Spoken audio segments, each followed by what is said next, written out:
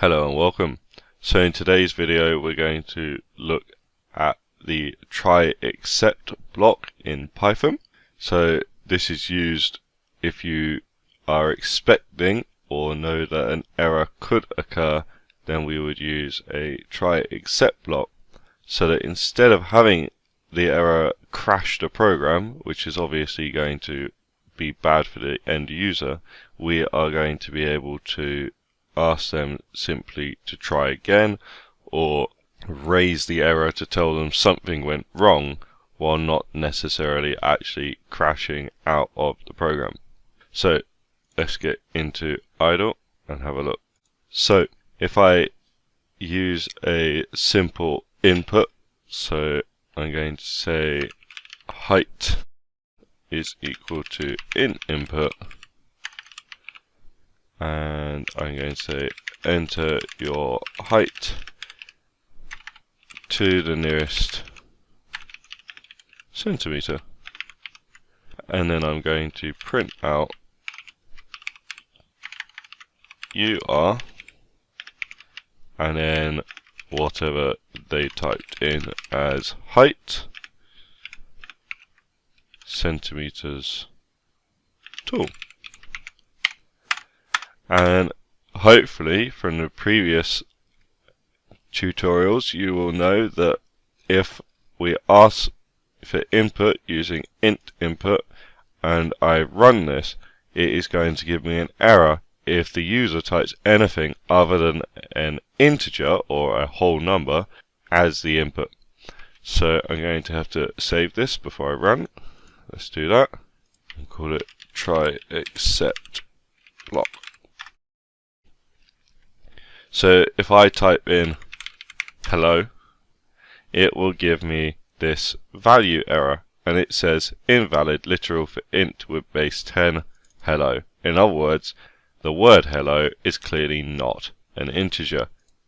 So if we want to have this where it forces the user to enter an integer, or if they do enter an integer we can just carry on as normal afterwards, we could put this inside a try except block. So I'm going to say try, and just like with an if statement, it comes up in orange and it will have a colon after it. If there isn't a colon after it, you will get an error. And as with an if statement, anything that we want to try or attempt to do, we're going to put into the try part of this statement.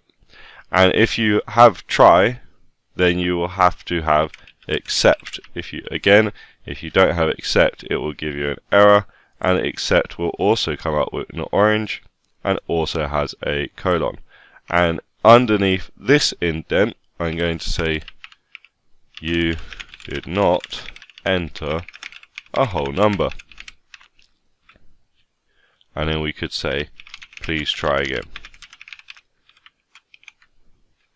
And now it will attempt to do this line, and then it will either work, in which case it will do the second line, or it will not work and it will say the second line. So if I run this now, it should say this, and if I say hello, it says you did not enter a whole number, please try again. But notice it doesn't actually allow you to try this again at the moment. So this is an issue that we'll fix in just a moment. If I run this and type a number, let's say 5, then it will say you are 5 centimeters tall. Nothing too exciting.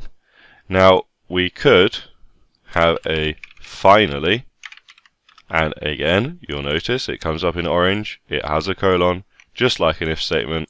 I need to indent after the colon, and I could say print hello.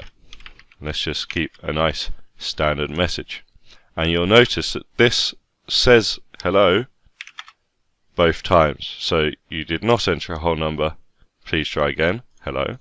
And if I do type in a number, then it will say you are 5 centimeters tall, hello. So anything that comes in this finally block here will happen regardless of whether this is successful or if it has to go into the except block. So to have a quick recap of this, we're going to attempt to ask the user to enter their input to the nearest centimeter. If they do that successfully, then it will print how tall they are, and then finally it will print hello. If the user types in something that isn't an integer, then it will go to the except block and tell them they didn't enter a whole number, and it will still go to this finally block where it says hello. Now, in order to get this to actually allow the user to try again, I could add this inside a while loop. So I could say height is equal to 0, and while height is equal to 0, we're going to indent all of this underneath. So if the height is equal to 0, then we're going to ask the user to enter their height. If that does work, we're going to print how tall they are. If it doesn't work, we're going to ask them to try again, and I'll keep this finally hello for the moment. I'll remove that after this quick demonstration. So, important thing to note is if we go into here and the user types in something that isn't an integer, height doesn't actually get changed as the variable. The error, once they've typed it in, stops the data being put into the variable height, so it will remain at 0. So the only way for this not to be 0 is if the user types in a whole number. So if I run this and we say hello, then it will say you did not enter a whole number, please try again. It still says hello, which is the bit after the finally block. It will ask us to enter the height again, and if I now type in a number, it will say you are 50 centimeters tall, and it will still say hello afterwards. So to make this a little bit neater, I'm going to get rid of the finally. You don't actually need that. There are some cases where you would want something to be printed every time, regardless of whether it works or not, but in this case it's not needed. And I'm also going to move this line of code outside of the while loop. So this is going to do exactly the same thing, but we're only going to print how tall they are once we've actually successfully gotten their height, instead of doing it within the try block itself. And again, this doesn't actually change anything, it will still do exactly the same thing, but to me this is a little bit neater, and it shows this has to work before we are going to get to this bit. Whereas if you keep putting bits in the try block, it can be very easy to put something in here and then rely on it later on, but you might have actually got the exception and that might not have worked. And if you didn't run your while loop correctly, that could cause issues later on in your program. So just to demonstrate that this does do the same thing, I'll run it, type A, it asks us to try again. This time, because we got rid of the finally block, it doesn't say hello. Going to type 5, and now it will say you are 5 centimeters tall. So it does the same thing as if I had this after this line of code in the try block. And this is in essence the use of this try except block, and this is just one type of error. So this is quite a common type of error in Python, where we're asking them to enter either an integer or it could be asking for a float, and if the user does something incorrectly, it's going to cause an error unless you do a try except block. I will link the Python tutorial on errors, the actual documentation and tutorial from the Python creators themselves. This includes other errors like division by 0. Again, you can't divide by 0, it will give you an error. So there are other exception cases in there, and you can also specify your error. So in here, if I change this, instead of just saying except, when you run this, if you don't have the except block and you just have the int input ask for your height, we noticed earlier that it comes up with a value error. So if I accept value error, we'll notice this comes up in purple, like int input.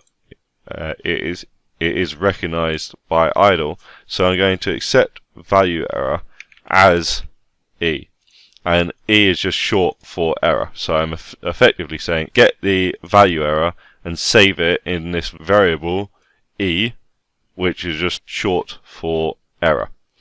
And now, instead of saying print you did not enter a whole number, I can print the error that is given out. So if I run this and I do A, it will now say invalid literal for int with base A, which you'll hopefully remember was the same message Python gave us earlier when the program crashed. Just in this case, instead of having it crash, I'm printing the error to the user to let them know what they've done wrong, while also allowing the program to continue to run, so that when they do type in something correctly, it will work, and we haven't now annoyed the user by completely crashing the program. And there are other errors that you can accept. You can accept a division by zero error, and there are a couple of others as well.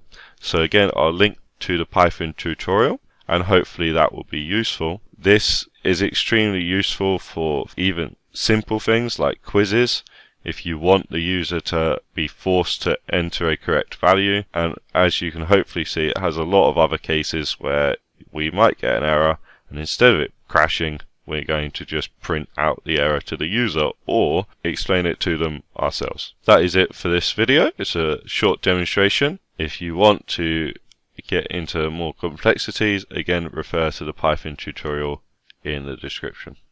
Thank you, and have a good day.